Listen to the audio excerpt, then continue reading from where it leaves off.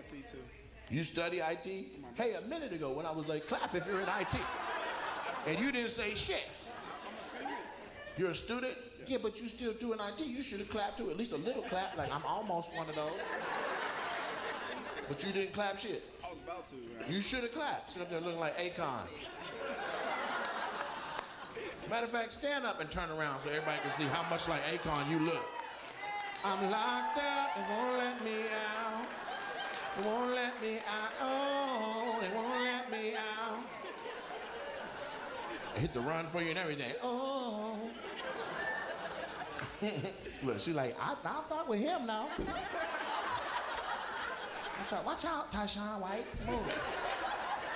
He's locked up. They want me to let him out. I'm about to free him all up in this. Come and get out. Get out of there.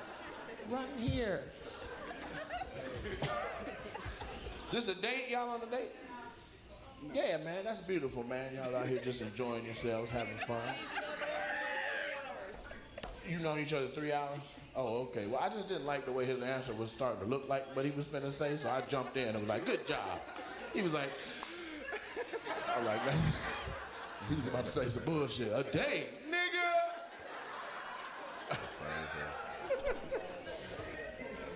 Well, I hope whatever this is right now stays that. Real quick. Move this over to somebody I actually want to watch a little bit. So he freaks out, and so he starts telling his friends. And he's like, come with me, I'll show you the launch, I'm not lying. People forget that. He Okay, I guess how I would start this by saying,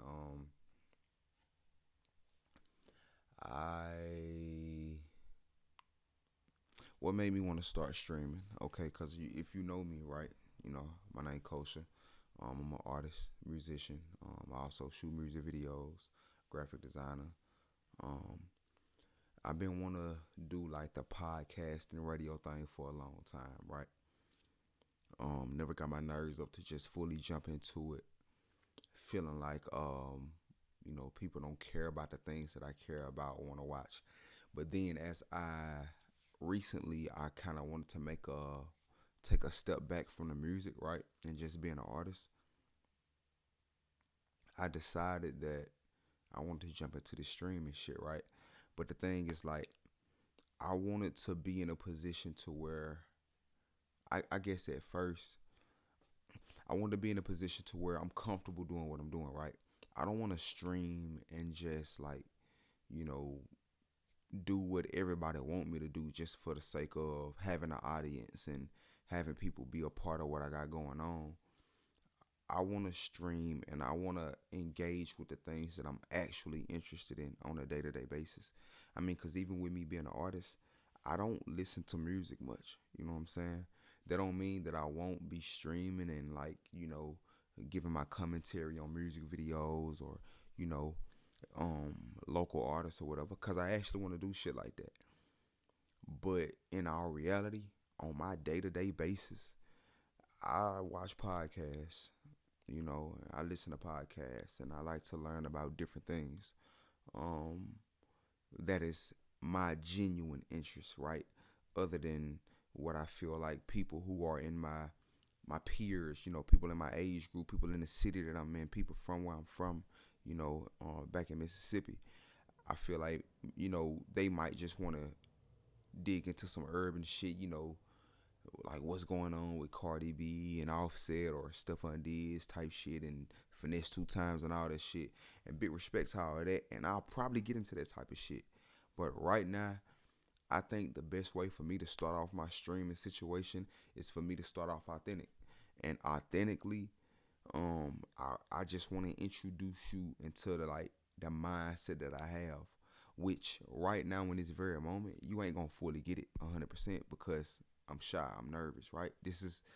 I would say this is my first actual stream, right? Where I'm truly attempting to gain an audience from the shit that I'm talking about and the shit that I'm doing. So with this one, I'm gonna just kind of jump around right now, you know, and I'm gonna find my comfort zone. But in totality, I want to talk about, you know, I'm into different shit. I'm into aliens and shit. I'm into, you know, I'm into things that I guess your average black rapper ain't into. You know what I'm saying? Could be. I don't know. I don't even want to be stereotypical in that sense. But what I will say is I'm about to dive straight in over here and find me something to watch and get into. Where would I start? I'm gonna start right here with academics. I guess academics just went live. I'm gonna start right here. They got me feeling like I'm academics. Marcelli, thank you, my nigga. You're so talented. All right. Let's see what we could get into today. So we do got 50, who is commenting on, and he's still trolling Jim Jones and them. By the way, we got to, actually, I guess we should probably start with Jim Jones. So there's a clip of Jim Jones, you know, there's a clip of Jim Jones that went viral recently, and it was put out by Freaky Zeke. Remember we kind of showed, let me see. Did we post it? Maybe we didn't post it. Let's go to Twitter real quick. Freaky Zeke, Jim Jones. Anyway, essentially, like, you know, Jim Jones had gotten into the comment section with, he got into the comment section and he was like posting a whole bunch of like damn near threats when it came to like Freaky Zeke and others. Like he was saying, yo, Cam, you a bum, you scared, you pussy. He was basically saying, yo, this guy, like, he's not, this is Freaky Zeke, by the way. They're all in, or they were all in Dipset. And essentially, what ended up happening was Freaky Zeke ended up posting like this video, and this was a video of like an old altercation with Jim Jones. Now, I think we read this stuff before already. I told you guys because, you know, like people like Mano would love to have y'all think that I'm now age shaming. Like I'm trying to make people who are older not be in hip hop. Which that couldn't be further from the truth. I did a show with Joe Budden. Joe Budden's approaching 50. I do frequent podcasts with Vlad. He's over 50. Gillian Wallow, they're in their probably late 40s. Like I actually encourage people who are, no matter what age, to be into hip hop media or just a hip hop conversation. I'm not age shaming like that. Now, obviously, if you're like ignorant to a certain part of the culture, I'll make fun of it. But I don't think there's an age limit on it, right? Yeah, and the likes of Mano were like, yo, he's whatever. He's age shaming. I'm like, that's not it. I'm actually going off the mentality, like you guys are still having a mentality like a 15-year-old and dressing like a 13-year-old. And the guys who are current YNs, they just don't identify with guys with gray beard who look geriatric. No disrespect. Again, you could do whatever you want, but if you're trying to appeal to them, again, you gotta take my advice, but maybe like an OG perspective would be probably the doper way. Again, that was me trying to give commentary about, you know, their new podcast that started up. But they were really fixated, and I told you, like, Mano came up with this whole thing, and he explained it. He said he felt that when I said something to him at the YoungBoy concert, I was almost like dissing his age. Like, damn, you here? Like, he felt upset about it. So they've been really triggered by this age thing. And I say that to say, again, it's not about age, because Cameron, who's like 50 as well, Cameron came in and Cameron started clowning him about age. And again, it's not that he's 50, it's that they're not acting age appropriate. Like they're acting emotionally like 12. They're still thinking, let's pull up on the block. Let's do this. You know what I mean? And that's where, you know, I think people realize they're a little bit outdated with it, right? So anyway, after Jim Jones shows up in this comment section, I can't find it here, and I want to keep scrolling because I did type in my search term, I typed in freaky. So you never know what that might bring up, right? Let's see. I typed in freaky. I don't want to see no inadvertent porn. But essentially, Freaky Zeke responded, and he responded to Jim Jones by saying this. Still warm. You know what I mean? Niggas talking all that soft shit. Niggas ain't soft over here, nigga. Remember that time Yes, so Jim Jones called him soft. when Dame asked you for the fair one? You brought the homies out there, and they told you, nah, you hit them up. Matter of fact, I don't even gotta say nothing else. I got the clip right here. Fight for you. Yeah, they do. You know, for you never did nothing, nigga. You ain't no They do. That's right. Now, let me put a little context to this. So this is like an old video of supposedly not Cameron. Jim Jones getting into it, into a heated argument with Dame Dash, and like, Nas ain't trying to like still like, yo, let me show you why. Like, I'm a Fair one. Anyway, you want to see the whole clip? Go to You Welcome Now. and he's like outside just popping a lot of shit. Like, yo, da da da da. So I guess, you know, these guys, which I've been told they're gang members, they're telling Jim Jones, bro. Hey, let's keep it a buck. At what point, at what age do motherfuckers just like, come on, man. Come on, man. Like, at what age do you just realize, like, I got some other shit I could be doing with my life instead of trying to, like, you know, perpetuate a tough guy mentality. You know what I'm saying? Beat the guy up, right? Now, what happens afterwards, I'm talking over it, but I gotta explain it in a little detail. Jim goes to another gang member. So one gang member, him, says, Jim, just go beat him up. Jim walks over to another gang member. They're all with Jim, by the way. And Jim says, yo, blood. You know what? This is prime example of, like, I really don't even want to cover shit like this, right? Like, I sit and I watch some shit like this when I'm chilling at the crib by myself, right? You know, just doing some shit. But I don't really care to cover shit like this, because to me, I ain't got a lot to say about shit like that, man. You know, niggas too old to be even moving the way they moving. You know what I'm saying? The type of shit I'm interested in, I'm going to go to one of my favorite podcasters right now. One of my favorite podcasters. Yo. This gonna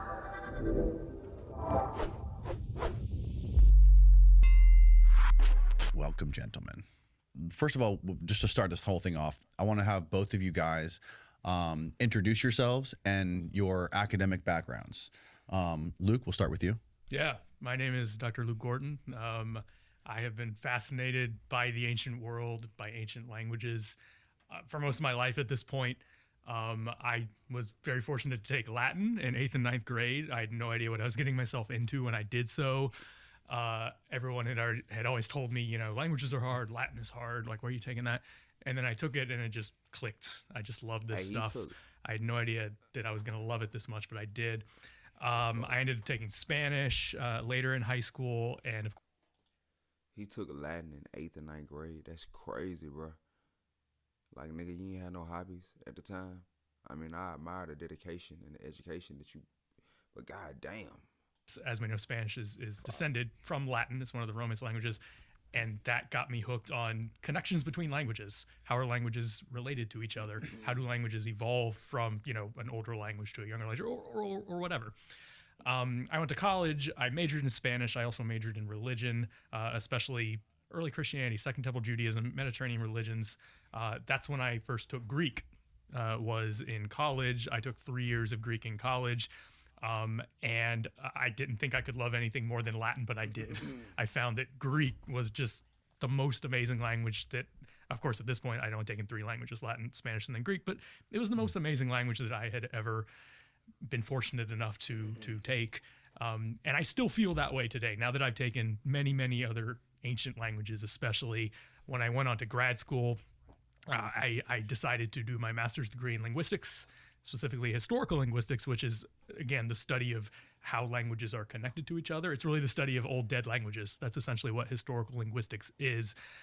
So as part of that program, I learned the general principles of linguistics, which I think are very important, and I'm sure those will come up more in our discussion.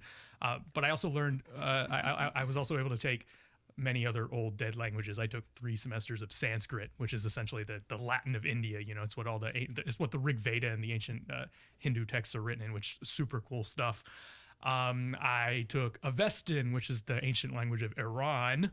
And you know, there's various ancient religious texts that are written in that as well. I was able to take Old Irish. I was able to take Gothic, which is the oldest Germanic language. I also This nigga was bored.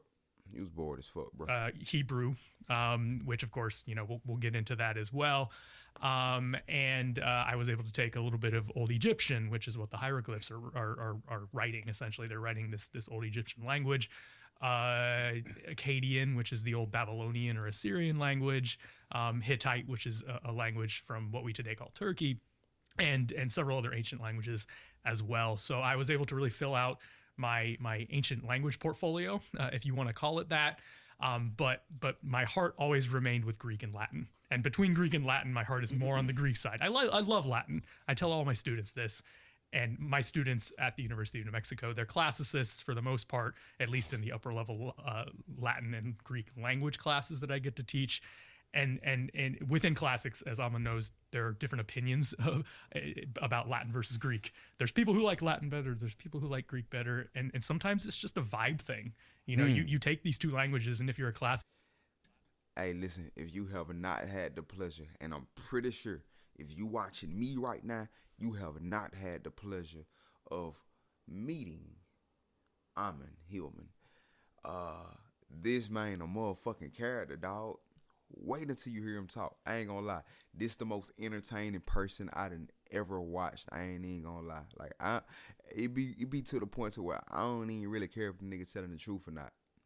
You funny as hell, boy. Your voice funny. You have to take both of them. It's kind of part of the job description. But some people vibe more with Latin. Some people vibe more with Greek. I was always on the Greek side. I love Latin, but Greek is really where my heart is. It's a fascinating, wonderful language, and honestly, I wish everybody could learn it. All of you, Amma and I could probably help you And with so that. you have a PhD in classics. That's correct. And what about linguistics? My master's degree is in linguistics. Got it. And so let me finish the story. Yeah. So I kind of interrupted myself because I'm so excited about ancient languages. So I did my master's degree in linguistics, and then I was deciding what to go on for my PhD. And I could have gone on and stayed with linguistics, and some people said I should have, but I decided that I wanted to specifically focus on the ancient Mediterranean world, which is essentially what classics is. And I know that you and Amon have had some discussions about what this word called classics is, because a lot of people don't know. Like they hear classics and they think Shakespeare, like we're Shakespeare scholars, which we're not. I had no idea what that word meant before I met Amon. Yeah, I think a lot of people are in that boat. Yeah. So that's a PR issue. Why the fuck both of them wearing sunglasses though? I ain't gonna lie. What, like, you don't typically watch a podcast, especially like an educational podcast. You know what I'm saying? Like Danny Jones,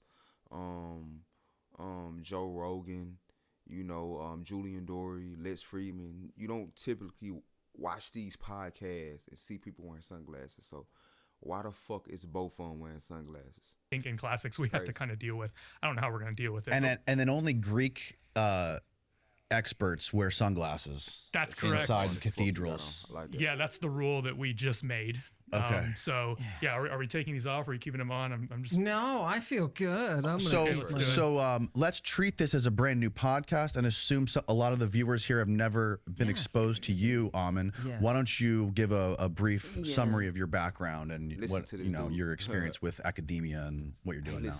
Okay, I'm also a PhD in classics. I went the whole way through bachelor's, master's, and PhD in classics. My field of expertise was medicine. I had the privilege of studying with John Scarborough, who's, the authority. And during this time, I was exposed to tech. Hey, I'm gonna be honest. Regardless of how you feel about Amon, he's smart as fuck. You can't take that from him. He's smart as fuck. I don't care what you say. Like, the man is a character within himself. I'm not gonna lie, but he's smart as hell, and I gotta give him respect for that. That are pharmacological stuff that we don't translate. And oh God, all of a sudden a world of evidence came forward, just bubbling out of the surface. So I spent a ton of time getting those degrees and a master's in bacteriology, because I wanted to keep my both feet, one foot on this side of the fence and the humanities and science divide. And that's what turned on John Scarborough, right? And by the way, John Scarborough worked with a professor, Groff, Yeah, who Fritz Groff. you're Yeah, Ohio State. associated with, and this Absolutely. is all ancient magic. So Fritz Groff was ancient. He's specialized in ancient magic. Yeah, so I worked with two professors during my PhD program at Ohio State who are two of the preeminent scholars in the field of ancient magic. Fritz Groff and actually his wife, Sarah Iles Johnson, both of whom are amazing professors and scholars who have been in the field for a long time, who have published an incredible amount of stuff, who have done a lot of translations of these ancient magical texts. Wow. And they've made some of the most authoritative translations that are available to the English-speaking market. I was able to work with both of them. Sarah Iles Johnston, she's done a lot of work on ancient witches and witchcraft. Wow. She used to tell us, because I had classes with both of them, so I know them both personally. I remember she told us once in one class that she gets phone calls from random people online, or just random people who are trying to become witches, because she knows all the ancient texts. That's and she's amazing. translated a lot of them. So she has some notoriety in that sense. That's amazing. So they knew John Scarborough and him were close. They worked together. So we found like a little cosmic connection between you two. That's fun. yes, and it's not a big field. Yeah, we're not a big field. translating the PGM and whatnot, the Greek magical papyri, and all of that information that's in there, that's all locked into the pharmacology. So you were a professor at one point Yes, at University of Madison, yes, Wisconsin, Madison. yes, at the Hey, imagine me being your professor, bro. Hey, cause you really take him serious. I ain't gonna lie. I'm pretty sure most people would have walked. I'm pretty sure most people walked in there, and when they first heard him talk, especially when he get excited, bro, I'm pretty sure they heard him talking. It was like, yeah, nah, this dude here is not finna teach me shit.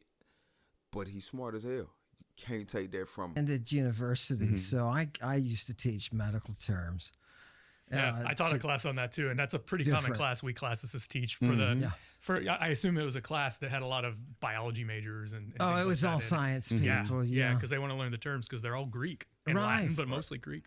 Yeah. And then for context, for people that don't know, you were eventually ejected by the university. Then I went to There was some controversy with a play you were doing about Medea, right? Yeah, then after that I went to the to St. Mary's University in Minnesota and was classics there.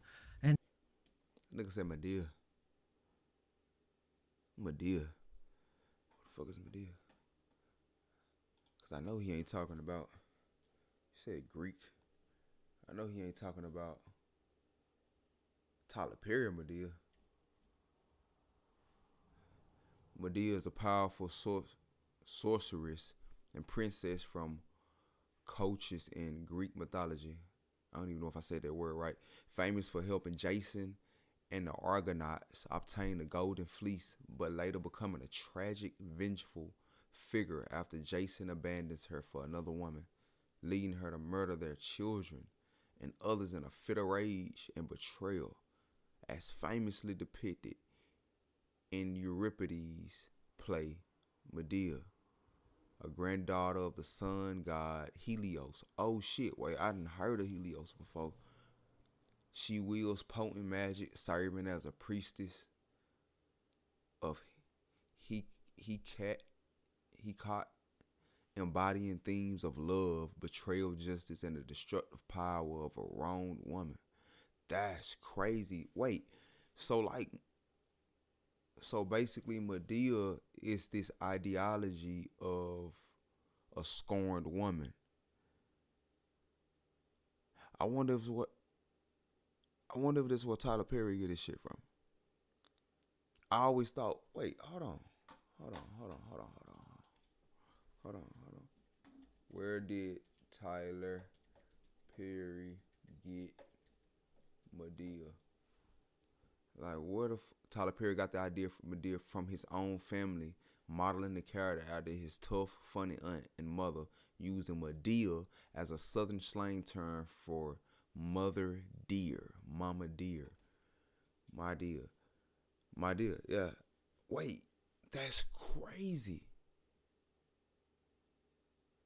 Wait, what? What came first, the chicken or the fucking egg? Hey, hold on. Okay. All right. Greek to all the seminarians. And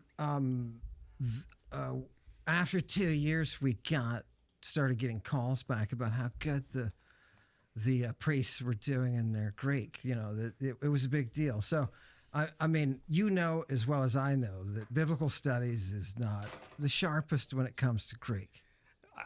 I would love it if they focused on it more. Yeah. It would help them. Yeah, if they read and- something outside of the New Testament, maybe, and didn't just interlinear translate, right? Yeah, and from what I understand, a lot of seminaries are moving away from language instruction altogether. Right. And again, I'm not like in the seminary field. This is what I hear from people I know who are, Right. which I think is a crime. Like you have to be able to read any of these texts in the original language, which of course, if you're a New Testament scholar, I think you absolutely need to be able to work with the Greek. Working with the New Testament's a good start, but like you said, the New Testament is part of a wider linguistic world. Right. It's not an island unto itself, which I think, you know, a lot of times we have these false barriers within academia, which are very frustrating for interdisciplinary scholars, and I think we both are.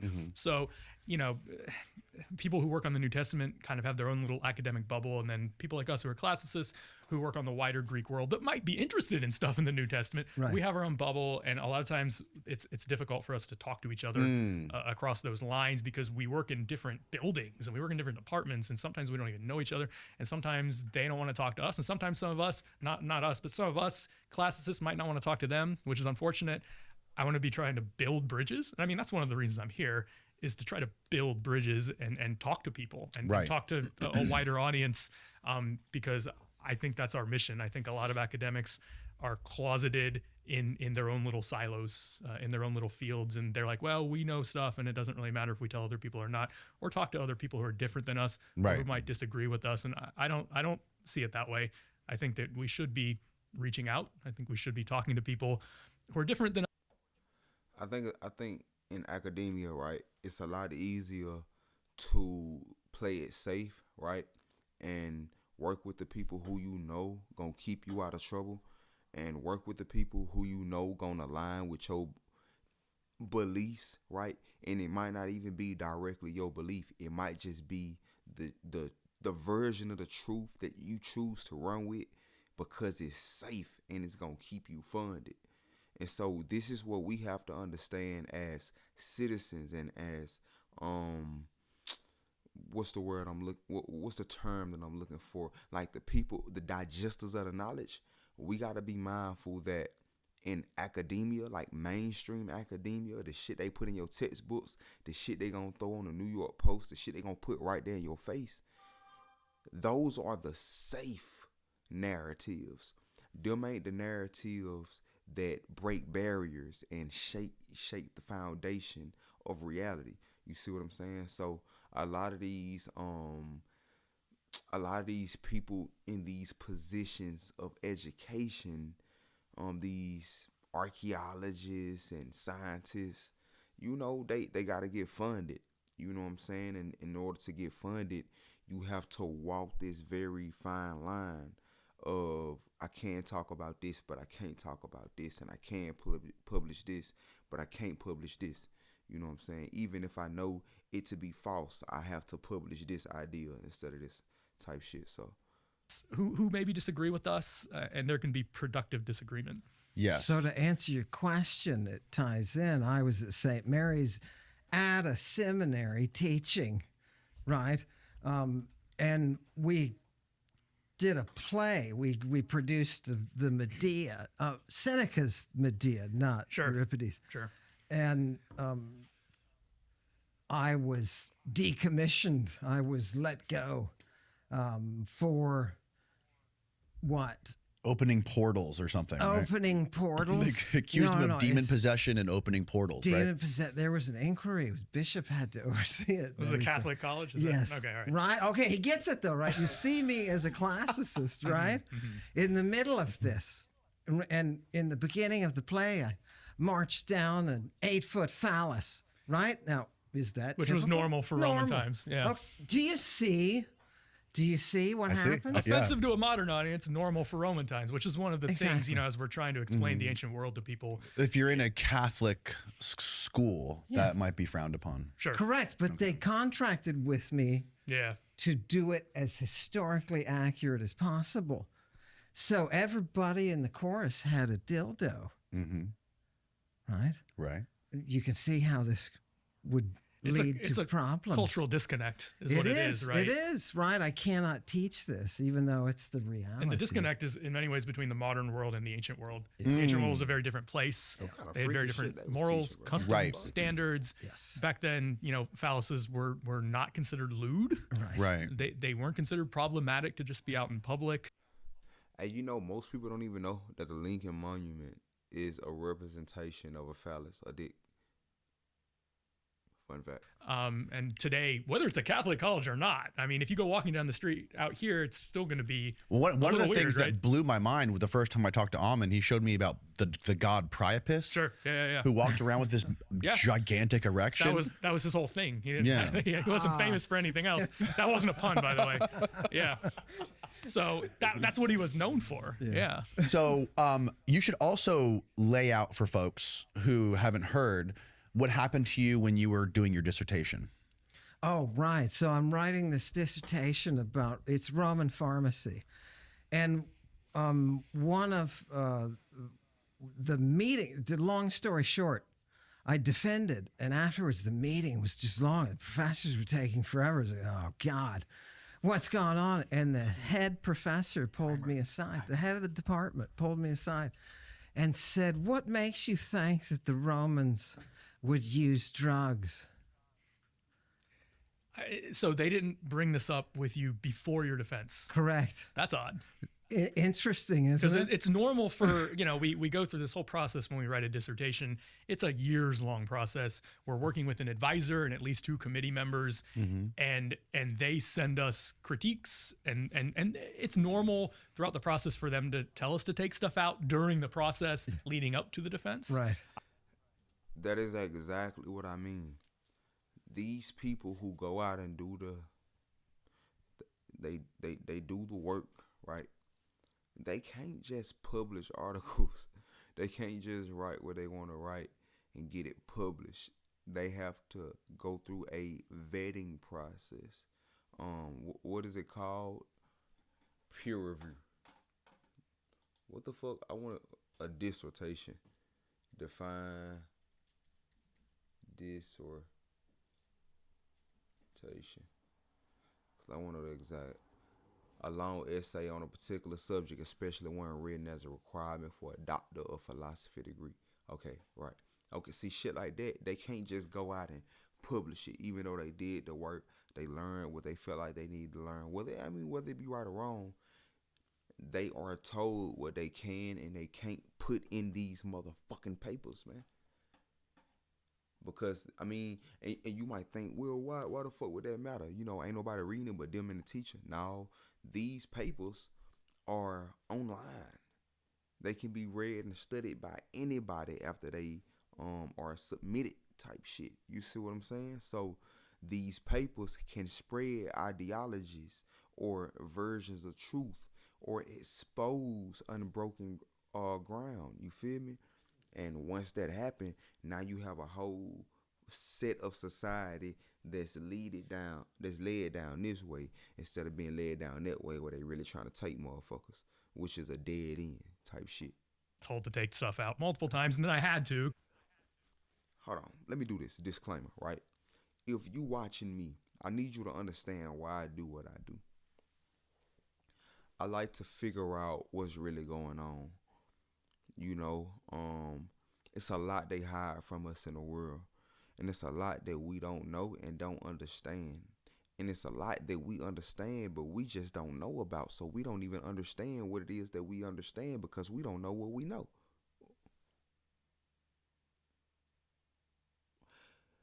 We are intuitively and directly connected to the intelligence and the intellect that is existence within itself. I sound like I'm talking a lot of crazy ass shit, I ain't gonna lie. But I'm being for real though. I'm being so for real. My thing of why I do what I do is I just try to get closer to an understanding, inner standing, a outer standing, a true knowing, yeah, a true knowing, you know what I'm saying, of what is. 'Cause there's a lot out here that we ain't fully sure about. You see what I'm saying? That's how it works. You bow to the powers that be, so they, knight you or whatever. So we all had to do that, but what you're describing is a little odd because it sounds like what happened with. I'm proud of myself for even just getting up and doing this shit tonight, cause I'm just not getting into the stream and shit. And I told myself like, all right, you just gotta jump into it. You just gotta do it. You just gotta do it.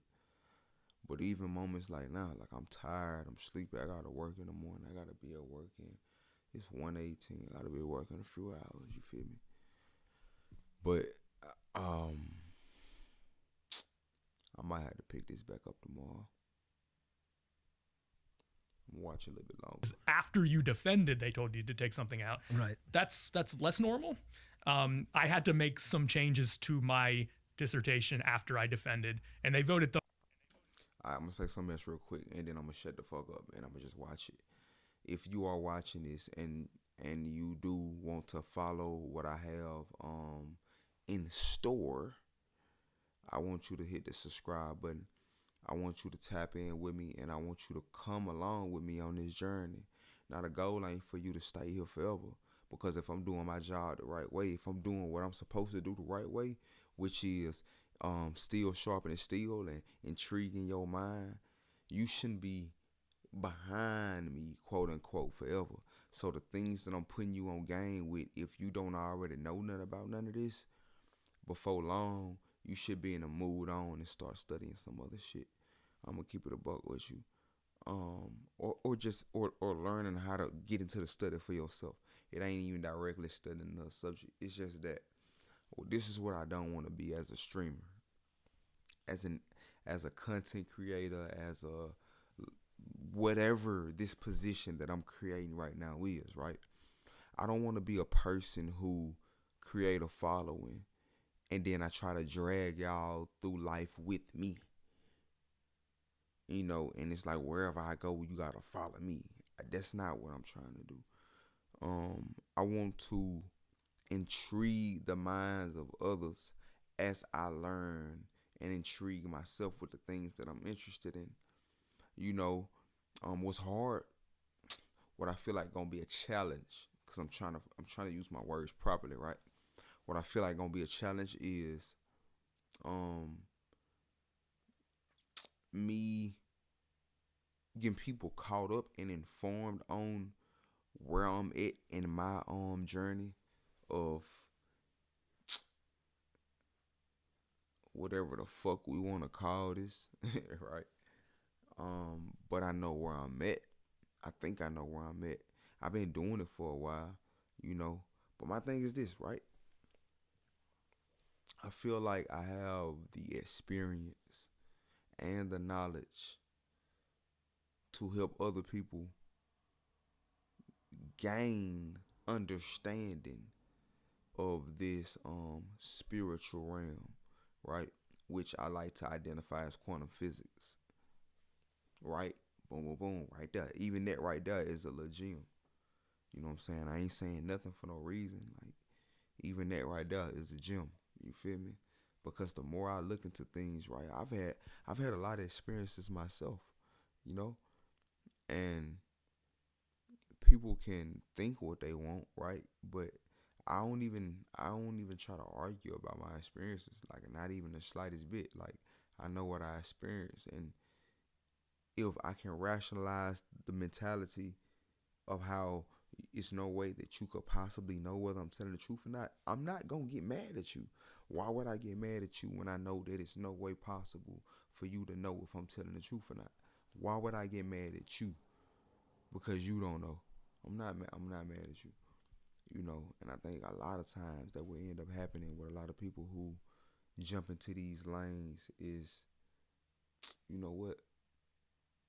This for another time. I appreciate y'all being with me. It just hit me. I just realized it just hit me. It just hit me. Press reset.